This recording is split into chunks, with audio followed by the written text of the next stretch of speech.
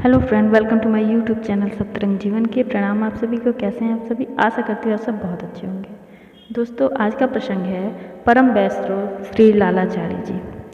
श्री लालाचार्य जी महाराज महान संत हुए। ये परम वैष्णव संत श्री रामानुजाचार्य जी के जमाता थे। वैष्णव वेश के प्रति उनकी अनन्य निष्ठा थी।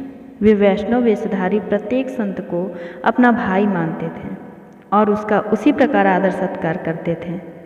श्री लालाचार्य जी के इस भाव को उनकी धर्मपत्नी तो जानती थी, परंतु साधारण लोग भला इसे क्या समझें।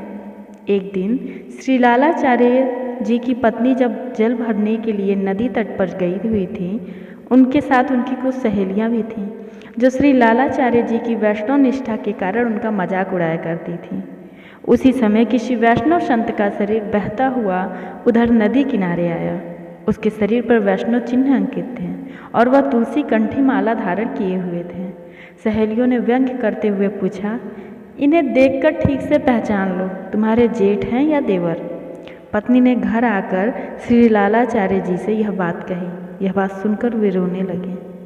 अंत में ये सोचकर अपने मन को शांत किया, ये मेरे भाई भागवत भक्त थे, वैष्णव संत थे, इन्हें भगवत धाम की प्राप्ति हुई है। तत्पश्चात उनका शव प्राप्त कर अंतिम क्रिया करने के उद्देश्य से वे नदी किनारे आए और विधि विधान पूर्वक उनकी क्रिया की। 13वीं के दिन श्री लालाचार्य जी ने उन्हें उन वैष्णव संत के निमित्त ब्राह्मण भोजन का आयोजन किया और उसके हेतु स्थानीय ब्राह्मणों को आमंत्रित किया।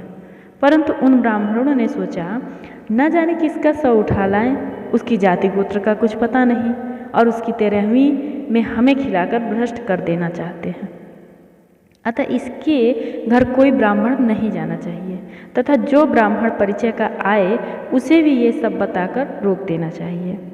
जब श्री लालाचार्य जी को यह पता चला तो बहुत चिंतित हुए और उन्होंने ये सब बातें श्री रामानुजाचार्य से कही। श्री रामानुजाचार्य जी ने कहा कि इस विषय में तुम्हें चिंता नहीं करनी चाहिए। वो ब्राह्मण अज्ञानी हैं और उन्हें वैष्णव प्रसाद के महात्म्य का ज्ञान नहीं है। यह कहकर उन्होंने दिव्य वैष्णव पार्षदों का आह्वान किया और वैष्णव प्रसाद की महिमा जानने वाले वे दिव्य पार्षद ब्राह्मण वेश में उपस्थित होकर श्री लालाचार्य जी के घर की ओर जाने लगे। उन्हें देखकर वहाँ के स्थानीय ब्राह्मणों ने उन्हें रोकना चाहा, परंतु उनके दिव्य तेज से अभिभूत होकर खड़े के खड़े रह गए और आपस में विचार किया कि जब ये लोग भोजन करके बाहर आएंगे तो हम लोग इनकी हंसी उड़ाएंगे कि कहो, किसके श्राद्ध का भोजन में आप गए थे? क्या उसके कुल गोत्र का भी आप सबको ज्ञान है? इधर ब्राह्मण लोग ऐसा सोच ही रहे थे, उधर ब्राह्मण वेशधारी पार्षद श्री लालाचार्य जी के आंगन से भोजन कर आकाश मार्ग से श्री वैकुंठ धाम के लिए प्रस्थान कर गए।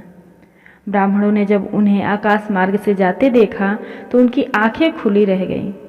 उन्हें अपनी भूल का पछतावा हुआ। वे लोग आकर श्री लालाचार्य जी महाराज के चरणों में गिर पड़े और क्षमा मांगते हुए रोने लगे।